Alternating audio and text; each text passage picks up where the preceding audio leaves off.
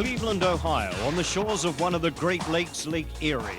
A sporting center of the USA with a class football team, the Browns, a top baseball team, the Indians, even a couple of rugby clubs.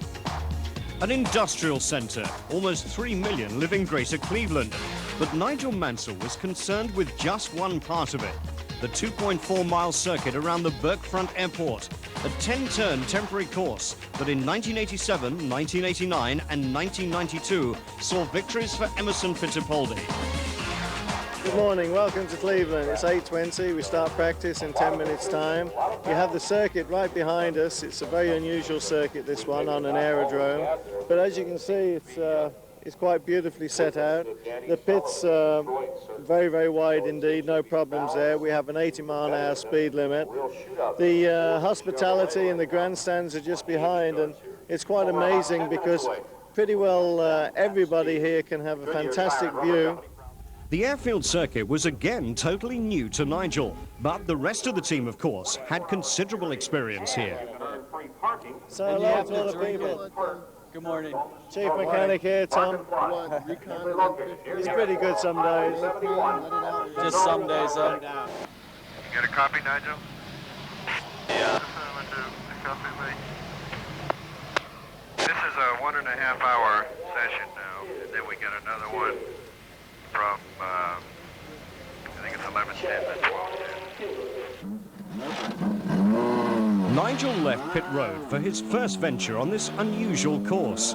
Many drivers in the past have commented on the lack of reference points on this very flat strip of land, making it hard to judge the apexes and braking into the corners. Well, while these surroundings may be featureless, the track itself is very bumpy and extremely quick. In the first practice session, Nigel was third fastest behind the Penske's, but in the second session, he headed the list with a fastest time of 59.864 seconds. Teammate Mario Andretti was only 9th quickest.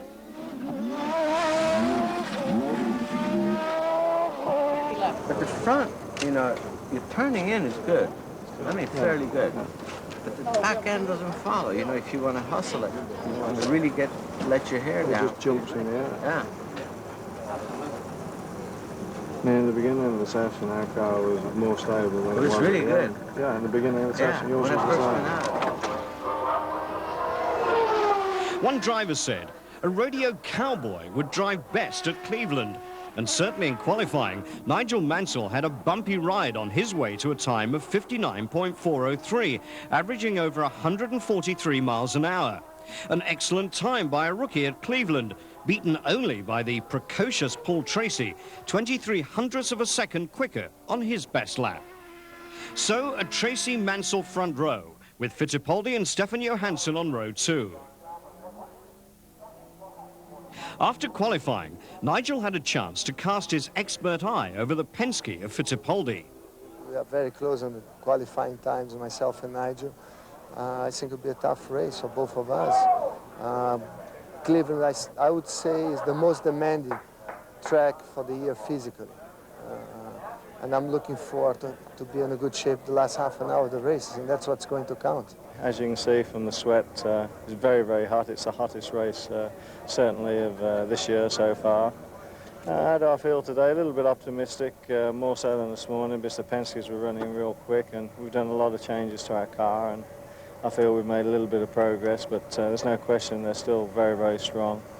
I share this with you that I'm a little bit sad today not to be performing in the home Grand Prix over there in England, but it's one of those things. But I understand there's 5 British drivers in the top 10, and no doubt when this comes out, obviously the race will be over, but I certainly wish them well standing here Saturday, a good few thousand miles away. And of course all the fans over there, don't forget our thoughts are always with you wherever you are, and have a great weekend at Silverstone. At the post-qualifying press conference, Nigel appeared with an injured wrist after falling up the steps into the interview truck. Fortunately, nothing was broken, but it was enough to make a man curse. Though not in the hearing of Father Phil, of course. For those drivers needing a spot of guidance, not round the circuit, more of the moral kind, there's a familiar figure who's always around the paddock.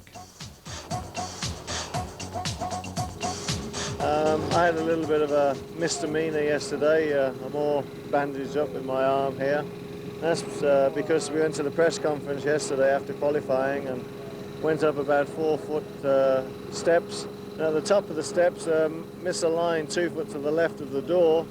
Someone called me as I got onto the top rung, and I turned around to speak to them, and they carried on walking, and then fell down this big hole before I got to the door. It could have been a lot more serious. I'm pleased to say I've just sprained my wrist and banged my head a little bit, but it was a bit exciting for a lot of people then. Today, expectations, the Penske car is running really well. As they say in America, it's hooked up and it's running hot. I don't know whether we've got enough in reserve to try and come up to their speed, but you know for sure we'll be trying as hard as we possibly can.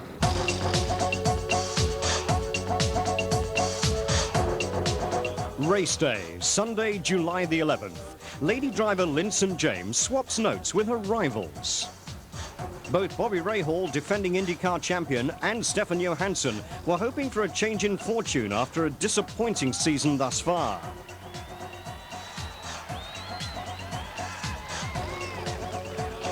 As usual, the Mansell fans were out in force, and there was no doubting where the main competition was likely to come from, the Penske stable. Another huge crowd to greet the drivers at the pre-race presentation, many of them there to catch a glimpse of the world champion.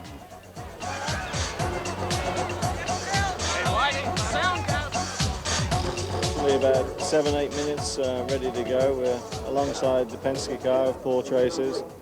My teammate Mario's had not a great weekend so far. He's had a few problems, but he's starting in 11th. We have behind us then Emerson Fittipaldi with the other Penske, which is lined up directly behind Paul Tracy. And I do believe it's Stefan Johansson alongside Emerson, which of course is another Penske car. And then we have Scott Goodyear and another Lola. The grid today, we should line up and we should have a good start. We've had another exciting drivers briefing where I think we've got some agreement now that the pole man should set the pace, and I'll be taking the lead from Paul on that. He'll be setting the pace coming up to a cone about 200 yards before the green flag, and then and only then we're allowed to accelerate then to the start and finish line. The rules state that you can't improve your grid position until after the start and finish line, so we'll be trying to do that, and also nobody behind is allowed to improve their position until crossing the start and finish line. So hopefully we'll all go into the first corner in good formation, and then it's going to be a struggle to get around the first couple of turns. I'll be pleased when the first lap is over and everything's settled down, and it's gone a lot hotter from this morning, so you know, track conditions probably different, the car settings will be different, but hopefully we'll be somewhere in the ballpark. We'll see you after the race, hopefully with a smile. Carl Haas with the usual blessing before the start. And then it's down to business.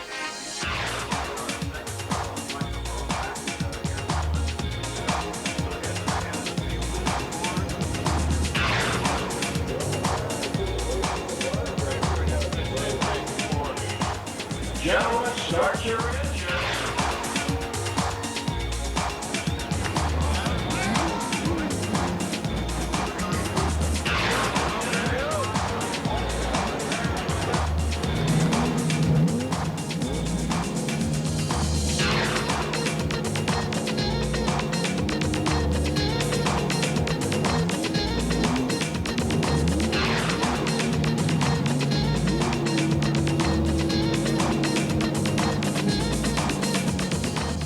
So ahead, 85 laps and 201 miles of this unique course at Burke Lakefront Airport. Your commentators are Guy Hobbs and Alvaro Martin. There it is. Jim Swintal drops the green. There's a lot of jockeying. Mansell on the inside of Paul Tracy moves into turn one and takes the lead. And there's a massive shot. There's Boiselle right there involved. I believe that's Brian Bonner as well as involved in that shunt.